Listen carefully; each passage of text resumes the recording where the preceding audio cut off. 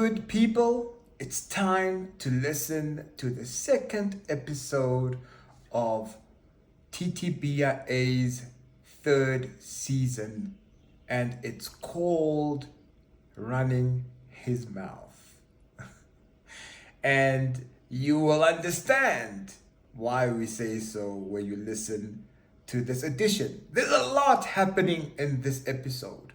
We've got politics upon politics, but we have layers upon layers in terms of how we're approaching the storytelling.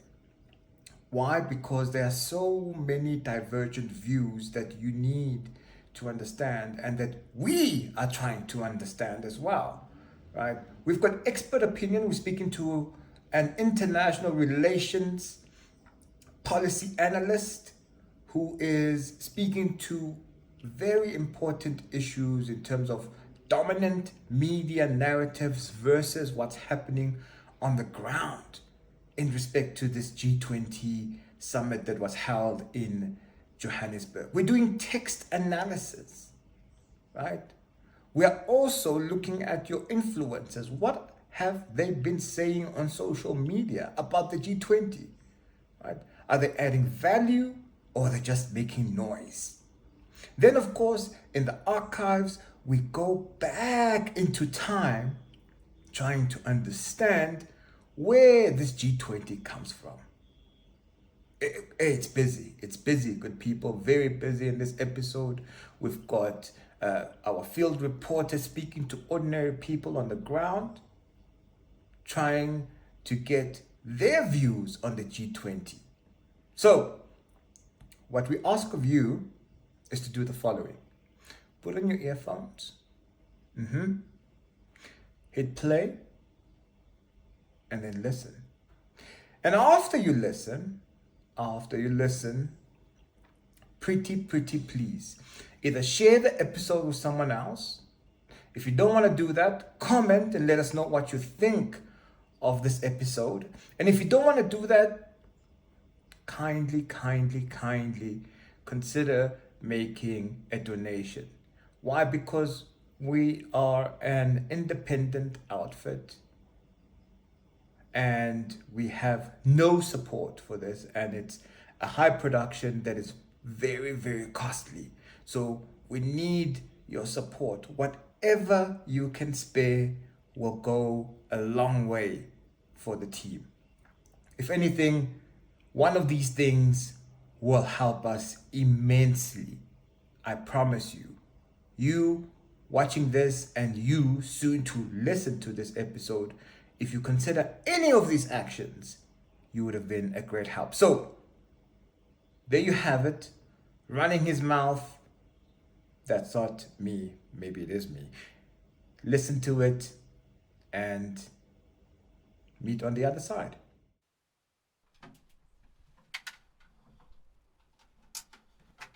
Well, look at that. We're cleaning. Well, he's cleaning, not me. What do y'all say again? Levels?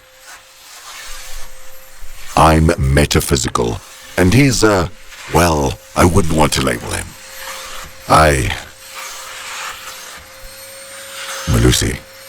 Melusi. Why bother calling him? He never listens to me unless he's passed out or daydreaming. Is he expecting guests? I wonder who. 10 podcast listeners. For generations, Miami has been a haven for those fleeing communist tyranny in South Africa. I mean, if you take a look at what's going on in parts of South Africa, look at South Africa, what's going on. Look at South America, what's going on. You know, I'm not going to, we have a G20 meeting in South Africa. South Africa shouldn't even be in the G's anymore. Oi, what's going on now? Is he on social media again? Hashtag G20, hashtag cleanup. Hello, good people. But now you know the deal. If the camera angle is off, it's not by design. I'm blind and it comes with the territory. Oh, bother. Here we go again. Making a video like a content creator and calling it a podcast. We have a dirty Yappity yappity yap, all for instant gratification. I have no understanding as to why my visa has been revoked. There's no explanation offered. Apparently, in terms of the section mentioned in the email, no reasons need to be provided by the United States. Particularly how Mom Naledi Pandor's visa was just swiped, revoked for no reason, right? No reason whatsoever, guys. And look, He's surely in his element. Nothing like politics, a camera, and a platform to get a content creator going. Even a blind one. so you have Ramaphosa and company. They're the ones who have this tit for tat going on with Trump. President Trump has decided not to come and he's pulled out all the U.S. representatives. But we have said that, boycott politics never work. If you boycott an event or a process, you are the greatest loser. We have received notice from the United States, a notice which we are still in discussions with them over, about a change of mind about participating in one shape, form, or other in the summit.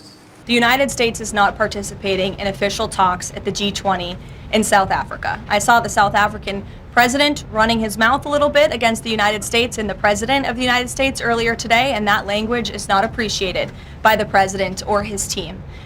The ambassador or the representative of the embassy in South Africa is simply there to recognize that the United States will be the host of the G20. They are receiving that send-off at the end of the event. They are not there to participate in official talks, despite what the South African president is falsely claiming.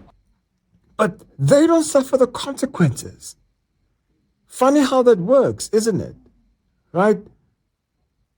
The person who is actually the vanguard, the person who has spoken clearly, articulately, expressed her views without reservation, instead of Ramaphosa, who now all of a sudden is a hero to some of y'all, she's the one who gets the flag. These are pulpit vibes. Preach, bro, preach. National Congress. But I do wonder what people think about this whole business, especially the G20. My name is Matibedi. I'm from a podcast called TTBIA. So my question is, what do you think the G20 is, or to your understanding? Okay, from my understanding, I think it's a whole lot of politicians, I'm going to say members of parliament coming from different countries, coming to South Africa. I'm not 100% sure what the conversations are about, if they're looking for ways to invest or for us to shake hands with each other and grow each country. I'm not 100% sure. What I do know is that they're blocking off all the roads. I would assume it's obviously where world leaders come together. I'm not quite sure what the discussion is or what it's about, if it's about various different countries or if it's about South Africa by itself. G20 countries, they 20. I could see G for what? Big group of countries. We just have to be preoccupied by how Ramaphosa is talking about being bullied or not being bullied, or that he shall not be bullied by Trump.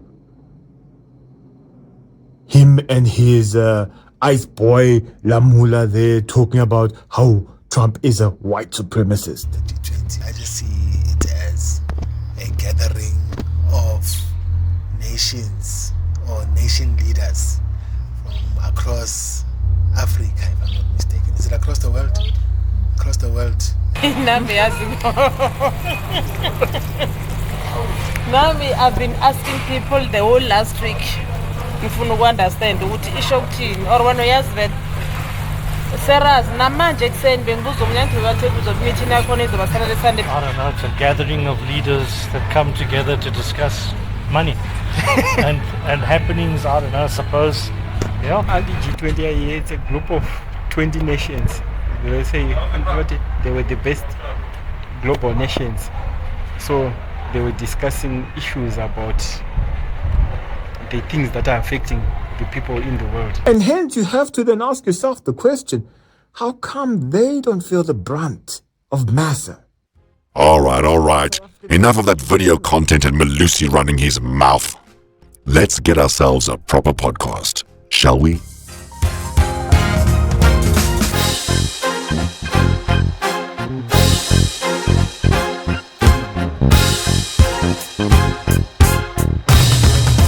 It's showtime.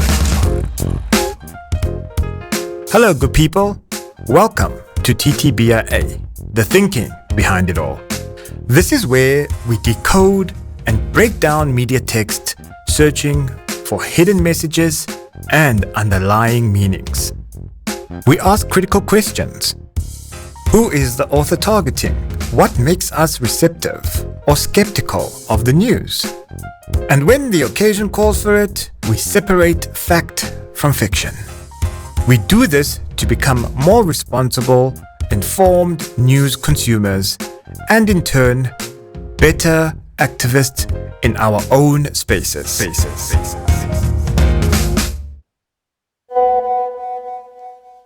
On the front pages with your host Melusi Ncala.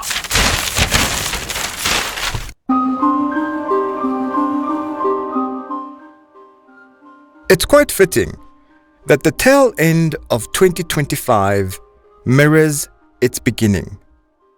For South Africa and the United States, it's as if the year has come full circle.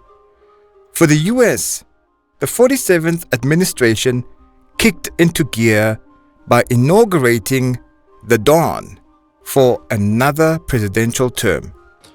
The golden age of America begins right now.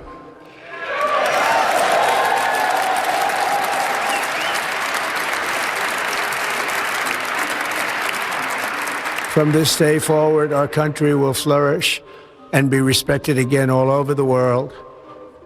We will be the envy of every nation, and we will not allow ourselves to be taken advantage of any longer. While that was an exhilarating moment for MAGA loyalists, in South Africa, another version of MAGA, Make Apartheid Great Again, was running full steam ahead, with loud claims of a looming genocide. Breaking news coming out of Gaza, where at least 25 people, including children, have been killed in a series of Israeli airstrikes. Oops, not that. We're here walking along the beach in Tel Aviv, and as you can see, there are people out, their families out, enjoying the sea, as they should. It's peak summer. But I can't help but think when I'm walking along the coast here that if you follow the coastline exactly 60 kilometers south in that direction, you're going to reach Gaza. And there, rights groups are saying that there's a genocide and a famine taking place. Not that.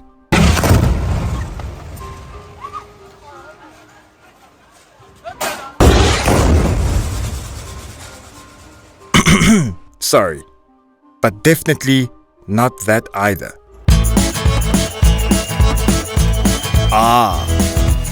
Ja, daar sê man. Lekker man. I mean, not lekker. Genocide. And while South Africa was supposedly slaughtering Afrikaners, except, of course, for the ones free to go on world tours, warning about their doom before returning home to braais and fully functional farms, news of this genocide made its way to the White House. You've said a lot about South Africa in the last 2 weeks. Yeah. It's hosting the G20 summit this year. Are you planning to attend this, or are you skipping it and telling your cabinet to not? Well, we'll see what happens, but the South African situation is very, very dangerous and very bad for a lot of people. There's tremendously bad things going on, including the confiscation of property, and worse, much worse than that. You know what I'm talking about.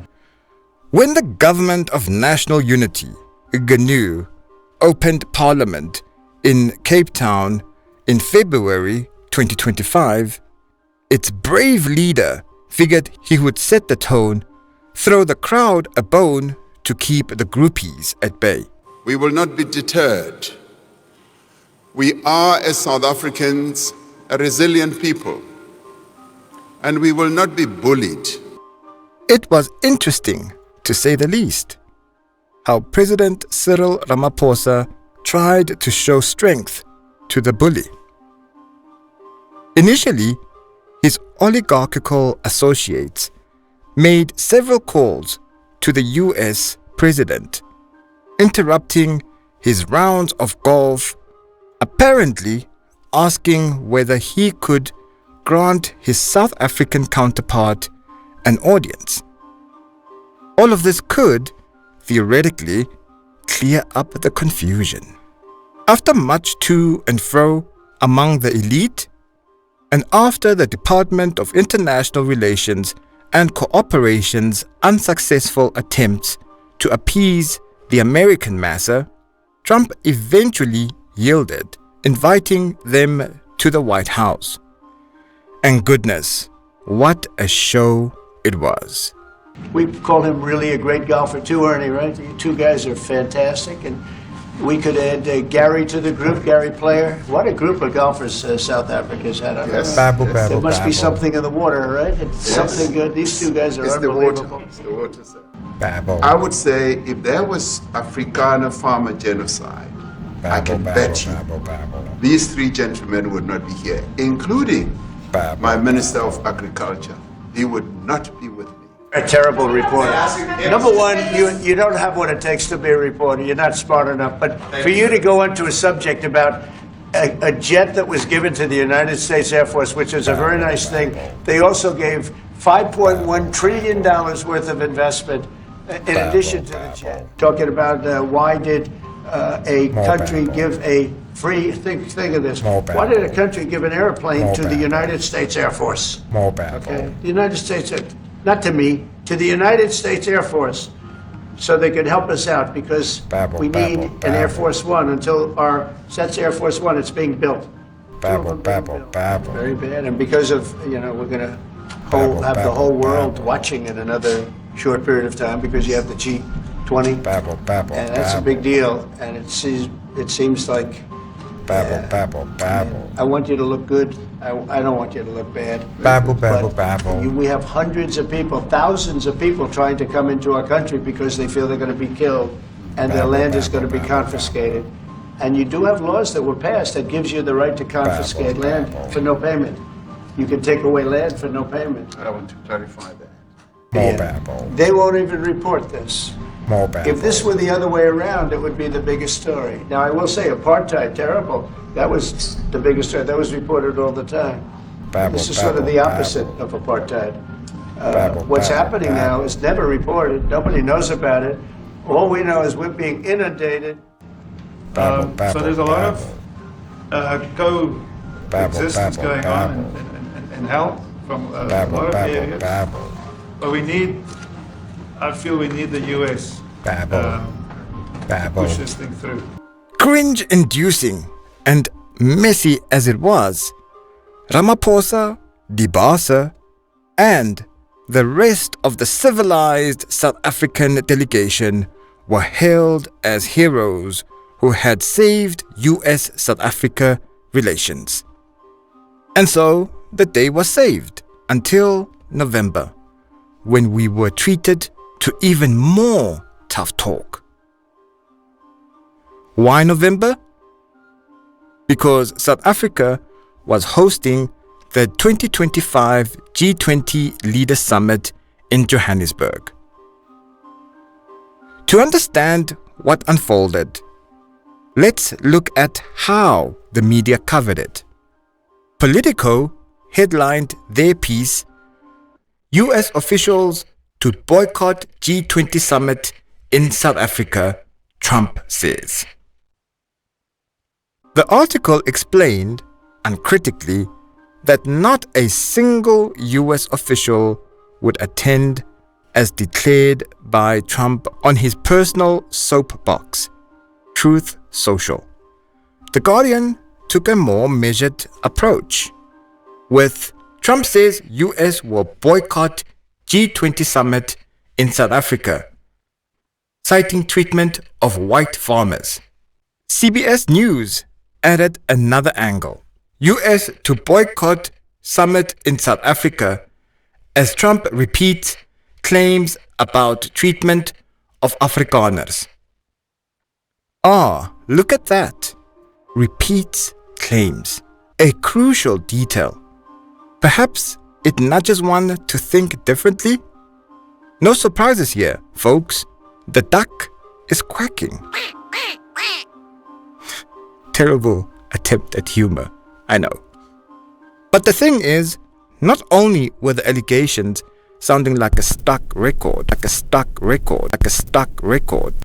the signs were there all along. Days before the South African delegation appeared at the White House, the Washington Post ran this headline: White House bans US agencies from all work on G20 in South Africa. One of the reasons, according to the article, was the G20's focus on climate, inequality, and similar themes. Again, the signals were there. Take Reuters, for example, and how it covered one of South Africa's key thematic areas as G20 president. G20 finance meeting ends without consensus or communique. This stalemate wasn't caused by the US alone. Others shared the blame. It resulted in the South African finance minister offering empty platitudes at the subsequent press briefing. Months later, Reuters wrote, "Global debt tops G20 agenda, South African Central Bank chief says." And just before the summit, Africa expert panel proposes a new G20 debt refinancing initiative. What inspired this? A report commissioned by the South African president to state the obvious. The poor are getting poorer and the rich are getting richer. People's Daily Online headlined it, "South Africa unveils G20 report warning of global inequality crisis." Beware, people are hungry, thought Ramaphosa and company. So they added yet another expensive report to the pile, instead of referring to the vast existing work produced by civil society, scholars, and their beloved World Bank and IMF. But the show must go on, and to go on without the US government, one must at least look ready. Enter the BBC with their coverage. Leaders in Johannesburg are pushing to reclaim the city as it prepares to host the first G20 summit on the African continent. South African President Cyril Ramaphosa this year demanded the city take action to address the spread of squalid residential buildings, many of which have been hijacked by criminal gangs. Thankfully, Newsroom Africa was available to add a pleasant, fluffy spin to the city's clean-up efforts. Parts of Johannesburg are getting a major clean-up ahead of the G20 summit. Some of the areas receiving a facelift are here in the inner city. Streets such as De Villiers, which were previously inaccessible, now have people moving about with ease. Trees have even been planted as part of the makeover. Then the event finally began, with the national broadcaster given hosting rights, unlike the Rugby World Cup celebrations, during which Ramaphosa chose to address the nation from his friend's privately owned station, ENCA. Anyway, here's how the SABC covered the opening. I want to get down to the real issues here. It has to go beyond just the rhetoric. So when we talk about beneficiation, for example, again, this is a word that has been a buzz phrase in our local politics for a long time. And now we're hearing it at the multilateral fora as well. But in terms of, take South Africa, and I was making this point with Sherwin, 80% of the world's known ferrochrome metals are found in South Africa. How do we then, as a nation, benefit from that going forward? There's much more to unpack, but for now, those are the highlights. Our task is to analyze the coverage, contextualize the event, and offer critical commentary.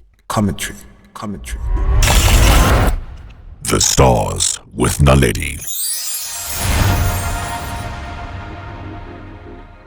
Hey, it's your girl Naledi, aka Ledstar. You know the vibes. The entertainment industry is full of drama, and your girl is gonna keep you updated on the latest tea about some of your fave celebs, so you can think a little bit more about who you follow.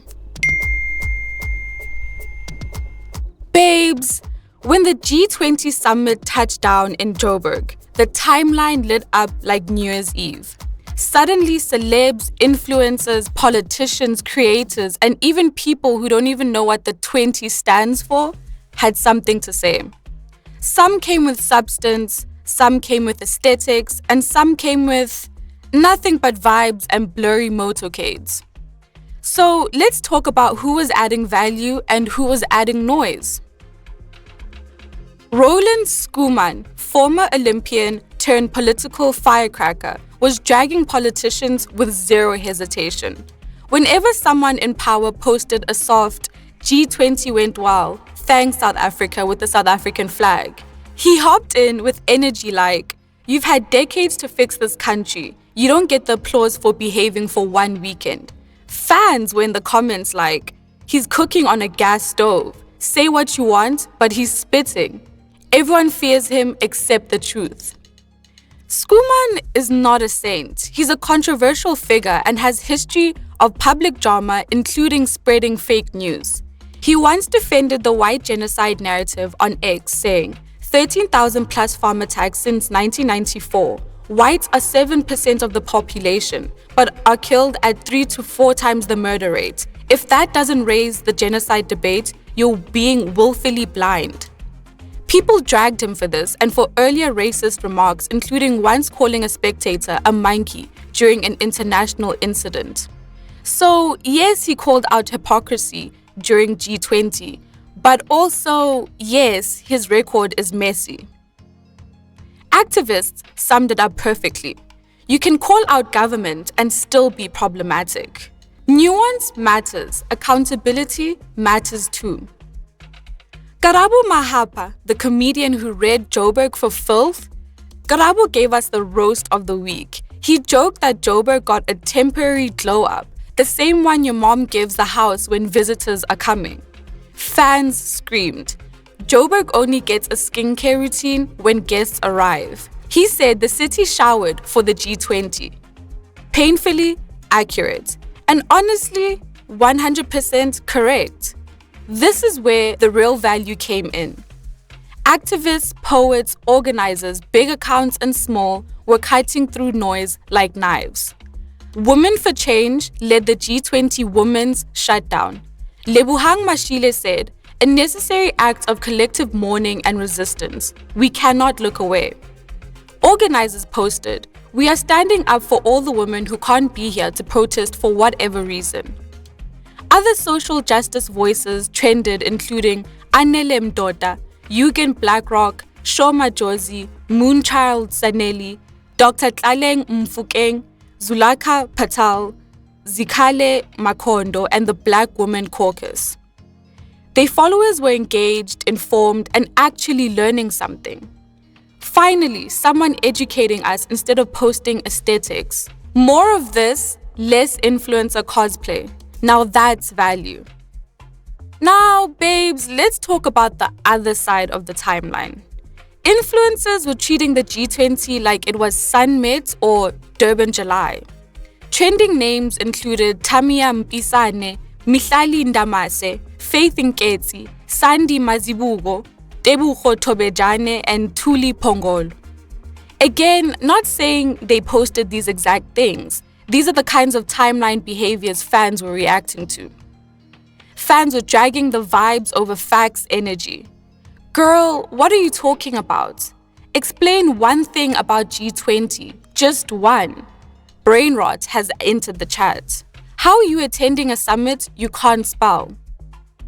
Because babes, posting skyscrapers and flags with global vibes is not geopolitics.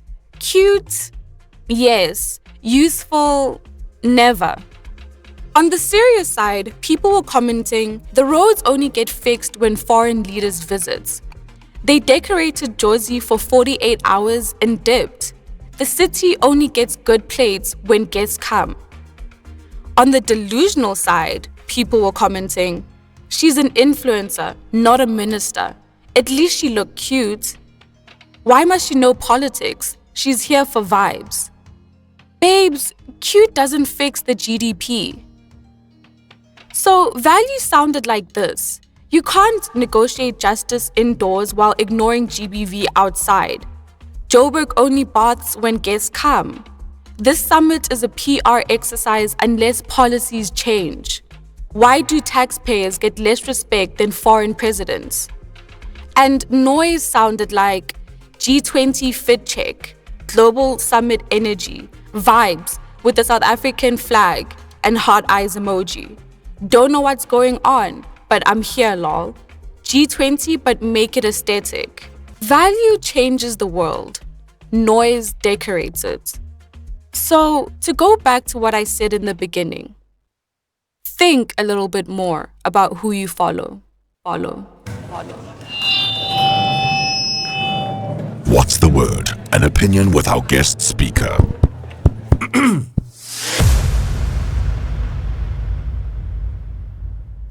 My name is Mzuvukele. I'm a policy research analyst in international relations, dealing with issues that ranges from what we were about to talk about as it relates to G20 and all other global related matters that we continue to deal with on a time-to-time basis.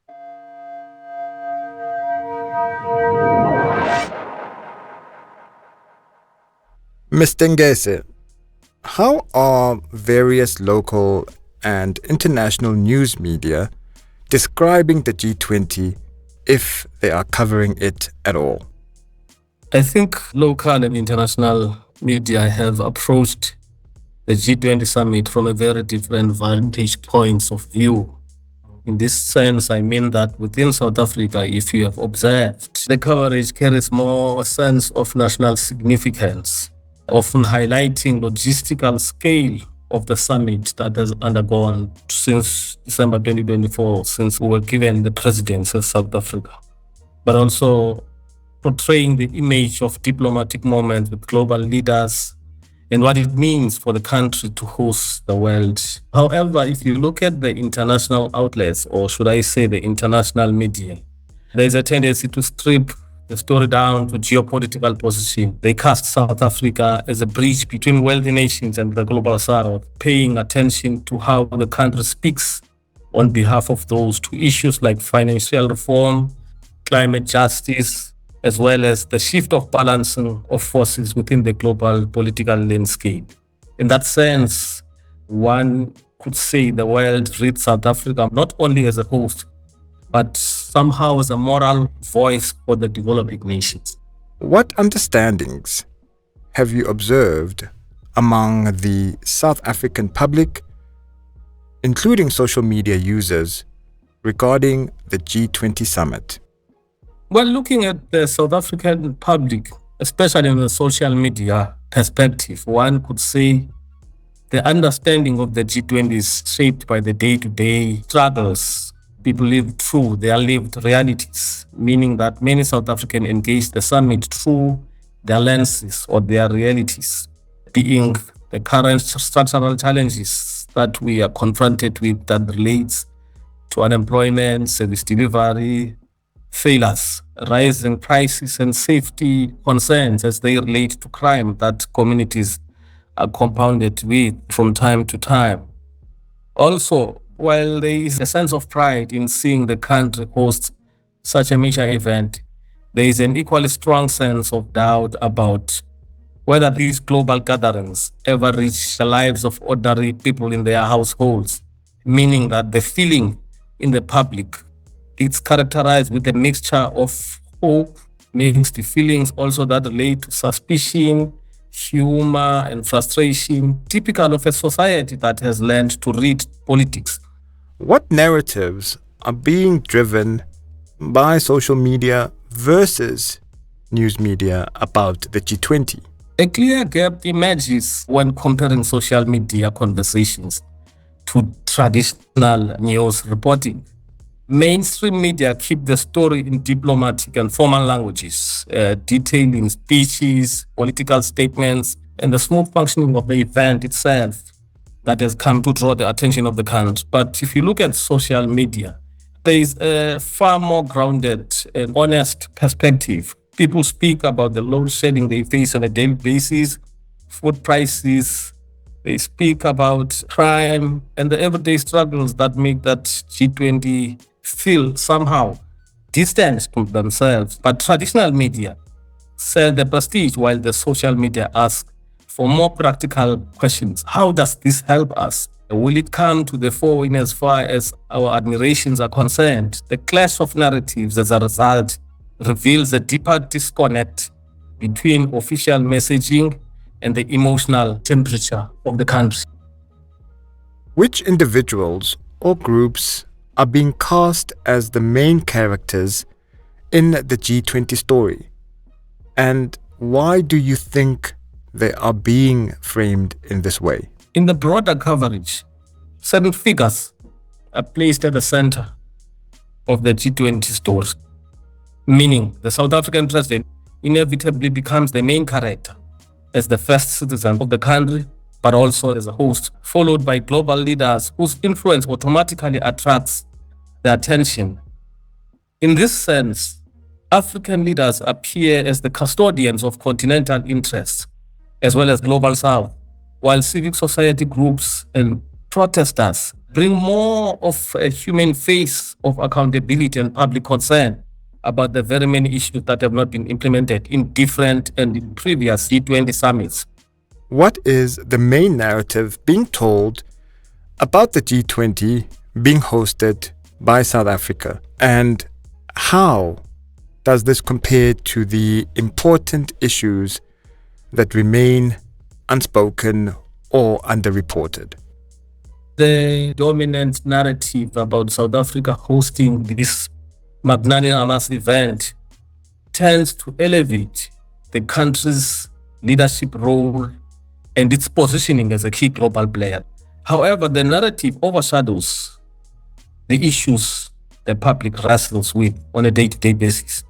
Much of the mainstream coverage does not adequately link the summit to the persistent inequalities and unemployment or spatial injustices that shape South African life. The celebration of it as a result of South Africa hosting the G20, not in a more negative way, but often bypasses the hard questions as to, for instance, how do global promises speak to the lived conditions in Kaija, in Soweto, in KZN, in Mitchell's Plain, in Gqeberha townships, or rural villages, if you like. In this way, the story of the summit becomes separated from the story of the nation. Do you think that journalists have adequately focused on the core theme of the G20? Journalists have referred to the G20 themes of solidarity, equality, and sustainability. But seldom do they dig deep into these values. For instance, they do not explore. If you can make an example, if you look at the communities, like in KZN where there was flooding, constituencies like Abahlali, Basemjondolo, the constituencies like in the sugar farm areas, there's also big business was affected by this.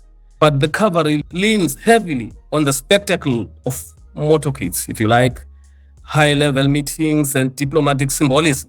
while paying less attention to whether summit's themes genuinely resonate with South Africa's structural challenges. Does it even give a platform to those areas to sort of air out their views so that they find expression in the discussion? Would you say that South African media have effectively linked the day-to-day challenges experienced by ordinary people to the G20's purpose in relation to economic and developmental goals? The surface level engagement makes it difficult for the public to judge whether the summit's outcomes align with the principle it claims to champion. Although the South African media have attempted to connect the G20 agenda to the realities facing citizens in the global south, in the continent, and at home, those links are often inconsistent and not sustained at times. There are moments where reporters draw attention to issues like development, financing, or youth unemployment. But these moments rarely become part of a national discourse or for broader conversation within the nation. Instead, coverage tends to treat the summit as if it exists in isolation. Beyond the summit, what should reporters aim to do in relation to G20 coverage now that the presidency will move to another country? Now that the summit has been concluded and the G20 presidency shifts elsewhere, to be specific to the United States, the work of journalists becomes even more important. The real story begins after the motorcades leave.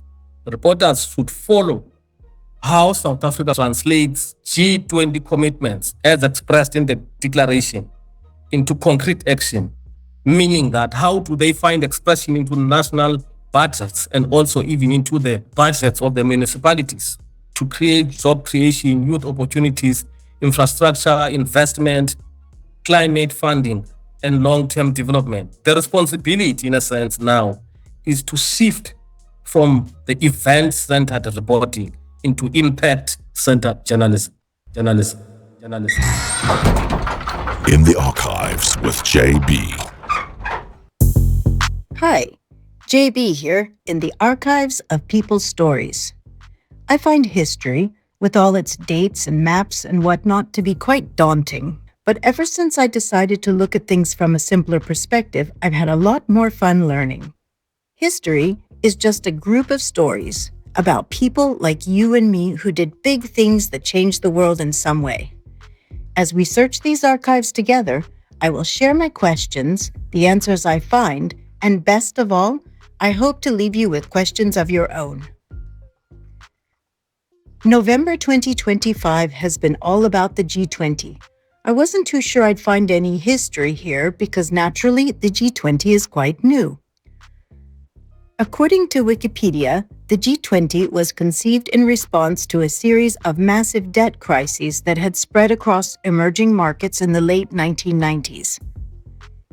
Hey Google, what is the G20 summit? An article from PBS in 2023 says the Group of 20, G20, a collection of 20 of the world's largest economies formed in 1999, was conceived as a bloc that would bring together the most important industrialized and developing economies to discuss international, economic, and financial stability. It's a bloc, BLOC. I've seen this word before when reading about BRICS and other trade and financial groups. Let's look it up real quick. Hey Google, what's a bloc spelled BLOC? A group of people, countries, or parties with shared interests who unite for a common purpose, often in a political or economic context. All right, so I'll confess here, I'm blind, and most of my learning comes from listening. It wasn't until searching these archives with you, our listener, that I realized bloc and block were actually two different words. I did say I remembered the word bloc when reading about BRICS, and this makes me wonder, are BRICS and the G20 similar? I read many articles. Here are 3 for you to check out. From Brown Political Review, a brick to the head, the G20 stumbles into multipolar future. Then Carnegie Endowment for International Peace has BRICS Expansion, the G20 and the Future of World Order. Finally, BRICS, a new framework for New South inclusiveness. And that's from Policy Center for the New South. There's a lot. As we're focusing on history, I'll just say this. They both have annual summits mainly focusing on global economy. The Global South seems to have more faith in BRICS, or BRICS Plus as it's now being called, and the West is all about the G7 and G20. You can read about it and form your own opinion, and as always, feel free to let us know what you think. In that PBS article I mentioned earlier, I see that though the G20 was conceived in 1999, the actual summit debuted only in 2008. What does this even mean? Asking Google gave me this interesting article from Time Africa, The History of the G20 from 1999 to the Johannesburg Summit. Check it out. Confirming what I read earlier on Wikipedia, the series of economic crises that swept through Asia, Russia, and Latin America in the 1990s made it clear that existing economic governance like the G7 and G8, comprising the world's largest and most advanced economies, were no longer sufficient. In response, the G7 finance ministers created the G20 in 1999. Let's step to the side for just a moment. The G8 began in 1997 when Russia joined the G7. It was official in 1998, but in this Time Africa article and scattered all over our research, we see that the finance ministers of the G7 created the G20 in 1999. I always say that I hope our research will leave you with questions of your own. Well, here's one of mine. It seems to me that in early G8 days, Russia was left out of the picture. I'm curious as to why. Moving on. The creation of the G20 brought together the finance ministers and the central bank governors from the European Union and 19 other countries of emerging economies that were too important to be left out. Until 2008, the G20 hadn't gained much public attention, but in November of that year, U.S. President George Bush called together the first ever G20 Leaders Summit, which elevated the group from a meeting of finance officials to a premier forum for heads of state. The London summit in April 2009 solidified the G20's new status. By the end of 2009, the G20 was declared the premier forum for our international economic cooperation. A fun side note here. The World Economic Forum has an article called, "What is the G20 and Why Does It Matter?" It says the Leaders Summit is a place where presidents and prime ministers get together for 2 days to try to solve the world's economic problems. Senior officials, known as Sherpas, thrash out the issues for discussion with the aim of getting G20 members to reach agreement at the summit. Like Sherpas in the Himalayas, they help guide their leaders through often difficult terrain and do the diplomatic legwork. Hey Google, is the World Economic Forum part of the G20?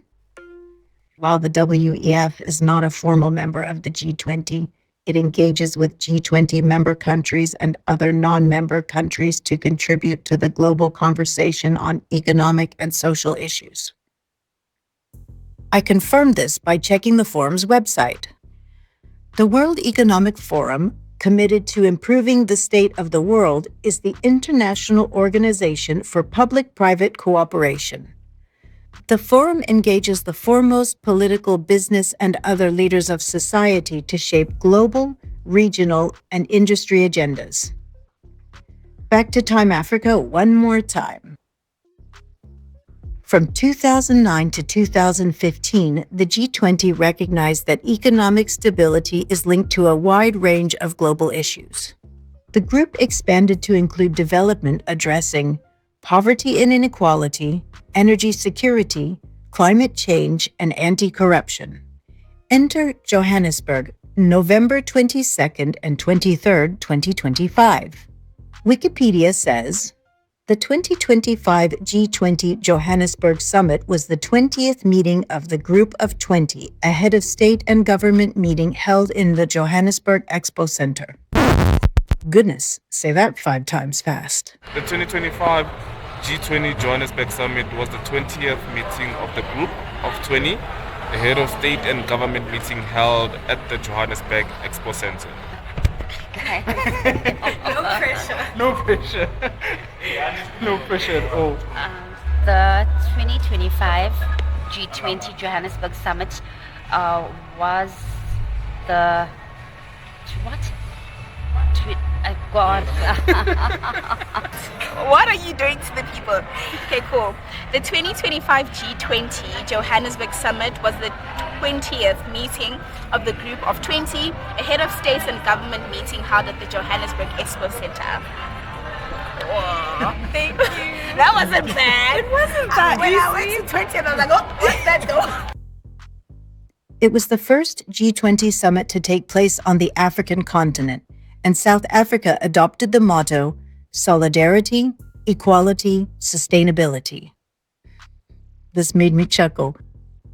Our research shows that the G20 summits were created to help with the global economy.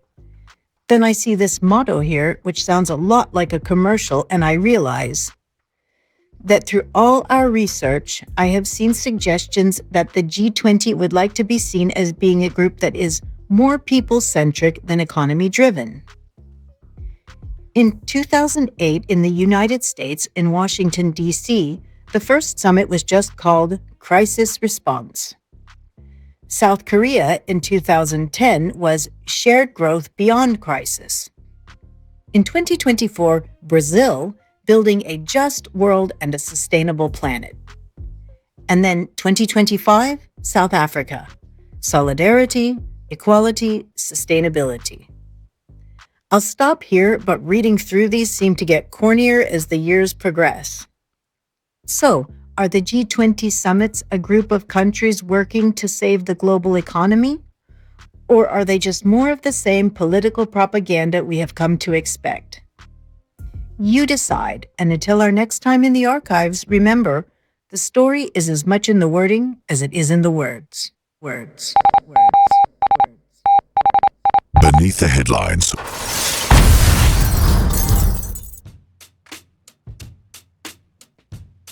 For this edition's text analysis, we are joined by Lucy Antonatos, a political scientist and podcast producer with a background in journalism.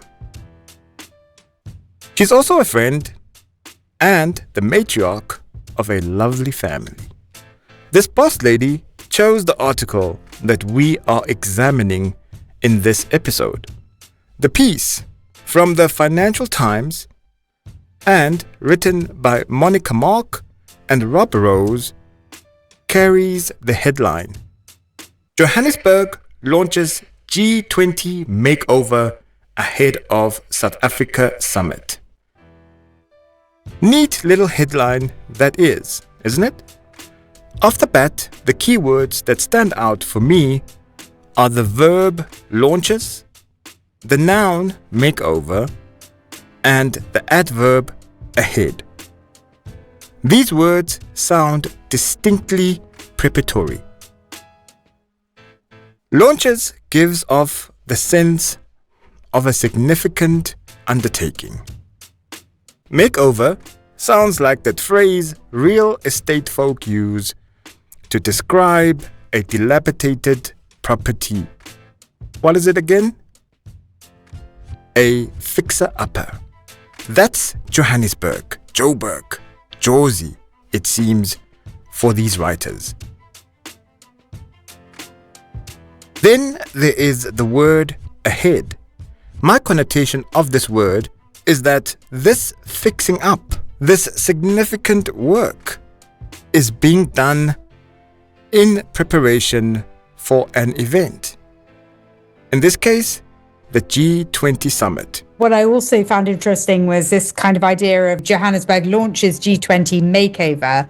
Well, this article was published 4 days before the start of the G20 summit in Johannesburg, so that is quite late to be launching a makeover. So it's all quite last minute. And also the word makeover, it gives you that kind of whole idea of it being cosmetic and made to look good for outsiders, not necessarily for those who are living there. Those are Lucy's thoughts on some of the words in the headline. She also reckons that launch implies a campaign, either political or military, while makeover suggests glossiness. I think the feelings that this headline evokes for me are curiosity, and I think it also conveys a skeptical view of these kind of events, which you often see when there are big world events that come to a city. Everything's quickly cleaned up, like, they rounded up people in kind of Rio and killed a load of dogs. And in Greece, there were things that happened with the Olympics. Her supposition is not off, for there have been reports of streets being cleared not only of rubble, but of people too. This piece mentions it when noting that informal traders, stalls that crowded the pavement, had been removed. And this is based on the observation of a working class resident by the name of Ukuku Ndlovu. Evidently, there's quite a bit to take from such a concise headline. But while we may infer certain messages from it, the narrative develops further and reinforces itself through the main image chosen by the publication. You can see two black workers with gloves, and they are planting what look like small annual plants. They're taking them out of these yellow containers and they're putting them around this sign in the ground that is slightly obscured by the plants on top of it, but it says G20 South Africa underneath it, and there's the logo of South Africa's G20. So you've got one of the workers is kind of crouching down and she's at the base of the sign, and it looks like she's using her hand rather than a trowel to make a hole to put the plant in. And there's a lot of plants left still to plant. And then there's somebody standing over in the background of the photo, another worker, and they're wearing orange high-vis vests, and you can see he's about to put a plant in the ground. The plants, they're already flowering plants. It's not something that's going to grow and evolve. They're ready to go. It's just for all very last minute. It's like the sign's there. They're just basically making it look nice by putting the pink flowers around it. It's showing what's going on behind the scenes. It's not showing you the picture that maybe South Africa want to show. It's showing what actually is going on beforehand. So it's not showing us a picture of some fancy building where they're all going to meet. It's actually showing people using their hands and getting down and doing the work. It is showing makeover, definitely. And it's showing action, which is launches. I guess it gives you that idea of action, present tense, going on now. You can clearly see that it's before the summit's happening. Lucy goes on to say that the caption of this picture is consistent with what is shown, but there is something she finds problematic. Yeah, it says workers plant flowers outside the venue where the G20 summit will be taking place. The problem with that for me is that it's not identifying these two people as individuals. What I understand her to be saying is that the man and woman in the photo are identified only by the function they fulfill, rather than personalities who are likely Joburg residents. Not only are they not identified by name, but their voices are absent from the piece entirely. Essentially, perhaps subliminally, a reader is led to view these workers as faceless black labor, a framing that is dangerous given South Africa's colonial and apartheid history. But there is more that surfaces when considering what the article remains silent on once you read further. We don't really learn about how it's been for South Africa in leading the G20 this year. We don't know about whether leaders coming to visit, how they feel about it. We don't learn anything to do with security. We don't hear much about the benefits of the cleanup, nor do we learn of long-term infrastructure plans for the city. And also, just as a final point, I would say that the geopolitical purpose of the G20 is kind of alluded to, but it's not really explored in this piece. And the focus is very much local rather than global.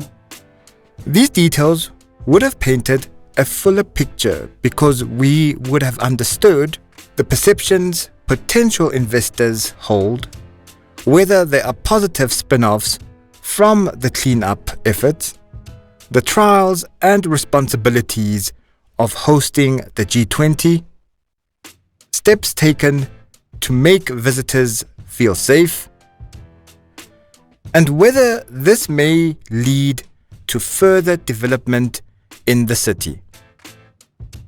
Where I differ with Lucy is on the local versus global point.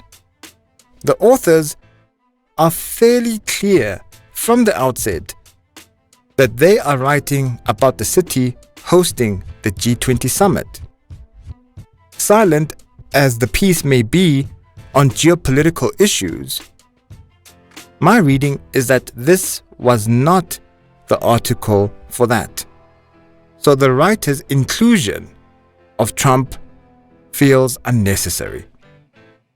Lucy shares similar sentiments in this respect, noting that the tail end of the article is devoted to the Afrikaner group Solidarity.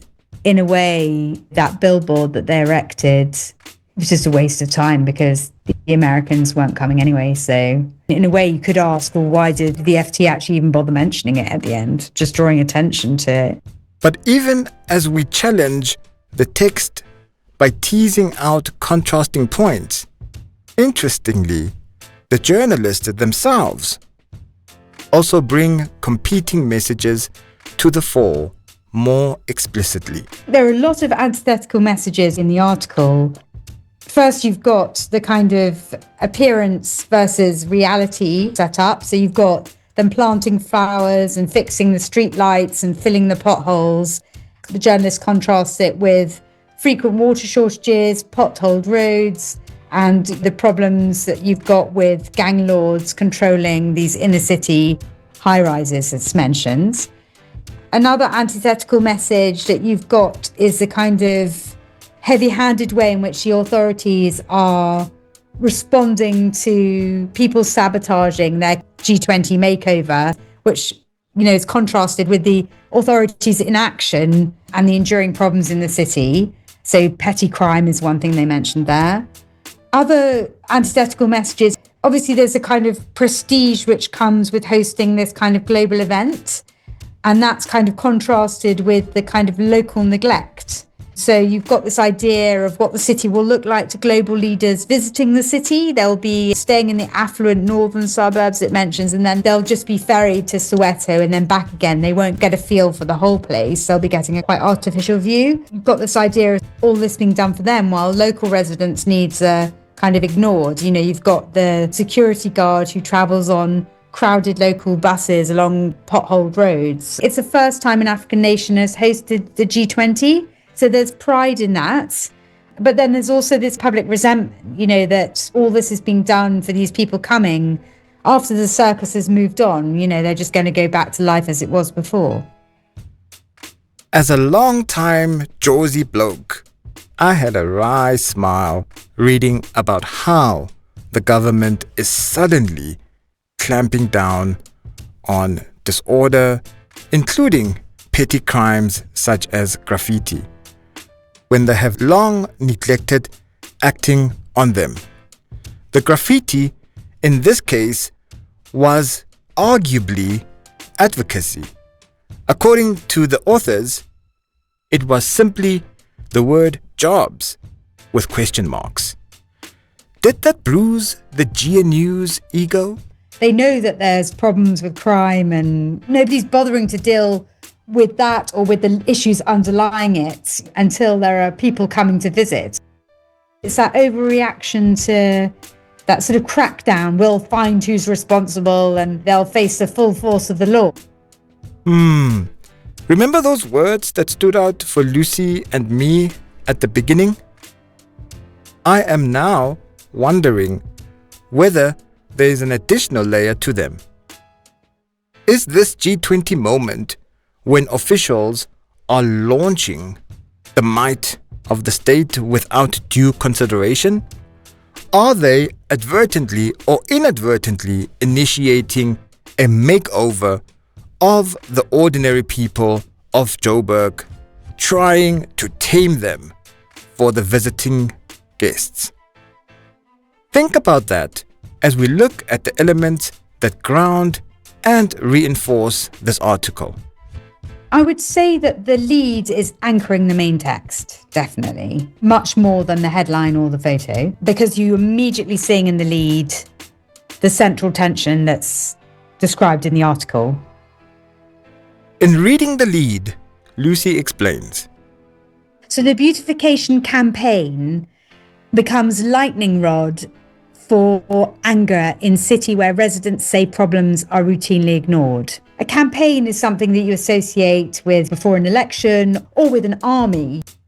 The lightning rod's obviously a metaphor, which is used effectively to convey that the problems in Johannesburg go way beyond just people being annoyed about these preparations and what they're costing. It's showing that actually it's just crystallized that anger because there's so much that the government and local authorities aren't doing for people in the city. And life is pretty tough. And also, obviously, it says, problems are routinely ignored. So you know that there are lots of problems and that nobody's doing anything about them. I would certainly agree, given that in recent years, parts of the city have experienced water shortages, building hijackings, and poor maintenance of infrastructure. All points raised in this article. But what about the photo and the headline, given that the lead is what most strongly grounds the body of the text? In some respects, they're illustrating the lead, but the lead goes much further in terms of what's actually in the article. But I wouldn't say that they're not contradicting what's in the article. I guess what they're quite effectively doing, both the headline and the photo, is just attracting a reader's attention. So you're thinking, oh, that's interesting. Actually, I wonder what has been going on in terms of their preparation for this. What is this article about? This is interesting because actually, I don't often read that much about South Africa, and both the headline and the photo definitely help grab your attention. If that is so, then who is likely to be the ideal reader for this news piece? I think this article appeals to Western middle-class readers who may or may not be familiar with Johannesburg as a city. They possibly haven't visited Johannesburg. It's probably not somewhere they would have gone and stayed. They may have gone to Cape Town or they may have gone on a safari. It's in the FT, so you know that the readers are going to be relatively well informed, but may not know South Africa well. So they may not be fully cognizant of some of the daily struggles that people encounter in Johannesburg. I'd say that it would also appeal to readers who are politically engaged. It would interest international readers who want to know about global events, and it could also interest people who work for NGOs or civic activists. I think it does have a relatively socially aware narrative. So I do think that it allows us to see what's going on behind a big global event in a developing country. Clearly, the lady knows herself well, wouldn't you say? Did I ever say that our analysts aren't self-reflective? But in all seriousness, those are fair points, considering how the authors position issues by quoting activists, working class people, and a local journalist. That said, this article may leave you feeling a bit uncertain about the G20. The aims of the G20 organisation is to promote strong, sustainable and balanced global growth.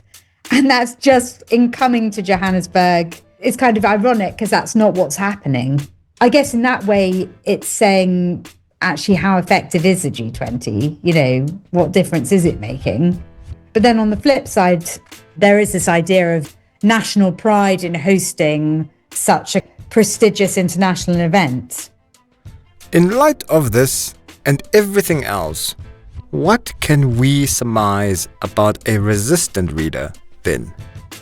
There will be people that think that beautification benefits everybody, that cleanups in the end help foster investment. They can help make a place more salubrious, safer. And some people might say, well, the public anger in this article is overstated, or they might find that the criticism in the article is kind of a bit cynical. People who work in government, they're not going to like this article, nor are local government officials. People who are working in business might feel that this article is a bit unfair, that actually they're investing a lot, and maybe those with a big sense of national pride. So, you know, yeah, there might be some local problems, but hey, we're being noticed on the world stage. The conclusion. Post-analysis and commentary with Melusi Ncala. I'm afraid to say I wasn't among the overjoyed crowds celebrating the G20 summit. Maybe it's because years of activism have made me jaded. Or maybe it's because I know too well that South Africa can put on a show. In fact, putting on a show is something this country has always excelled at. South Africa's democratic project itself was built partly on performance. Think back to 1995 when the newly democratic South Africa hosted the Rugby World Cup. The rainbow spectacle was as much about international image building as it was about reconciliation. Then came the World Conference Against Racism in 2001, the series of global summits in the 2000s, and, of course, the greatest spectacle of all, the 2010 FIFA World Cup. Hosting, smiling, and appeasing, we've perfected the art of political theatre. And some of these displays still echo the old dynamics of colonial hospitality. The masters hosting, with servants performing in the background to impress the honoured guests. The reporting around India's Prime Minister Narendra Modi's visit and the performative displays arranged for him during this G20 only reinforce that sense of orchestrated spectacle. But my cynicism aside, there are real issues at stake. We need to ask why there was such insistence on staging a glamorous G20 in 2025 and what this performance was meant to hide. The Ramaphosa administration has not been upfront with the public. Instead, it hides behind grand slogans and polished speeches. Slogans that crumble as soon as you look beneath them. Take the Johannesburg Summit's theme: solidarity, equality, sustainability. What kind of gaslighting is this? Solidarity? Was President Ramaphosa showing solidarity in 2012 when, as a Longman board member, he pressured the state to act against striking miners at Marikana, the police acted by killing dozens of workers in the worst massacre of democratic South Africa. Equality? Where is equality when the president himself has yet to be held fully accountable in the Phala Phala scandal, where foreign currency was hidden in furniture and the public still hasn't seen a truly independent investigation? Was sustainability front of mind for him during trophy hunting trips where buffalo were killed for sport? And yet, these are the values supposedly showcased on the G20 stage, a stage built for global approval than domestic honesty. And yet, these are the values supposedly showcased on the G20 stage, a stage built more for global approval than domestic honesty. But beyond South Africa's internal contradictions, we need to consider the global moment in which this summit took place. The world is shifting. Wars in multiple regions and even a genocide unfolding in real time have accelerated geopolitical realignments. US dominance is being challenged. New blocs, new alliances, and new economic agendas are emerging. And in these transitions, there are always winners and many losers. Take Russia and Ukraine. Behind the language of freedom, democracy, and humanitarian concern lies a simpler reality: rare earth minerals. The US has enormous strategic interest in controlling or influencing access to these minerals, because modern wars, no matter the rhetoric, are ultimately about wealth, resources, and power. Europe knows it has little to gain from this conflict, yet its own economic pressures push it to secure new deals wherever it can. So it's no surprise that Ursula von der Leyen was enthusiastic about the critical minerals agreement signed with South Africa. But this raises a fundamental question. Will South Africa again fall into the old pattern of extraction without transformation, just as we did with gold, platinum, and every metal that enriched the world while leaving inequality at home? And then there's Donald Trump's absence, which was not just a tantrum. He represents a global elite that wants to roll back the clock to an era of raw, unmasked power politics. But let's not pretend that the leaders who did attend are fundamentally different. They're simply the other side of the same coin, all seeking influence, leverage, and control, each with their own preferred route to it. In fact, the more interesting story might be about who didn't show up fully. Russia and China sent only low-ranking officials. That was not an accident. It was a quiet, strategic reminder that the G20 is an informal forum. Its declarations are symbolic, its promises non-binding, and its influence limited. But South African media and the government downplayed this because it disrupts the narrative of a triumphant, unified global family gathering on our soil. Ultimately, the 2025 G20 was a performance.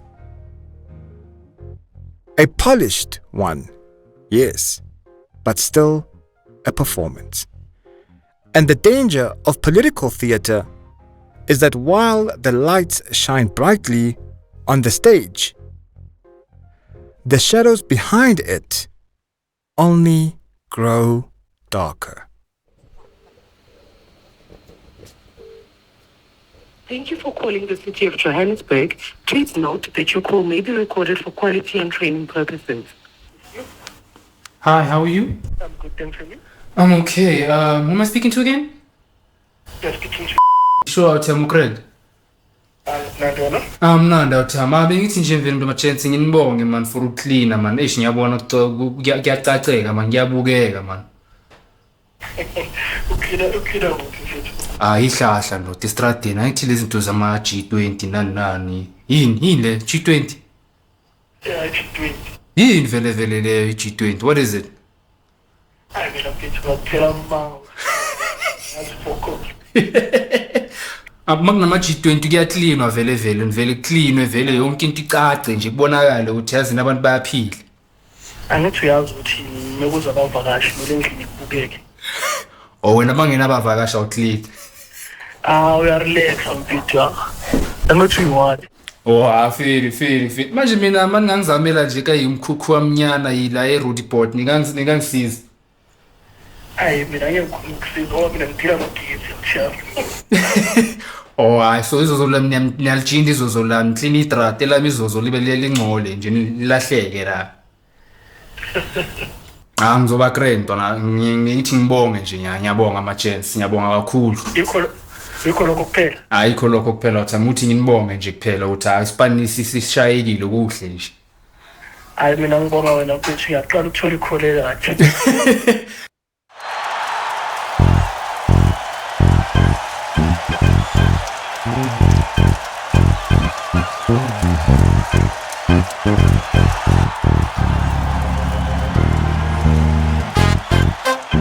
Thank you for joining us for this edition of The Thinking Behind It All.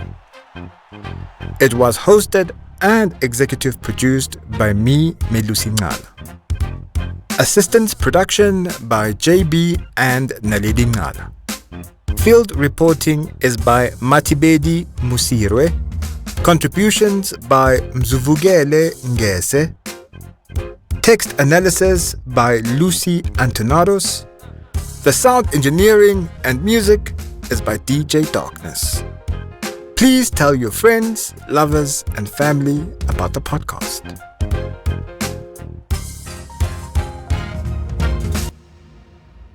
Until next time, think before you speak.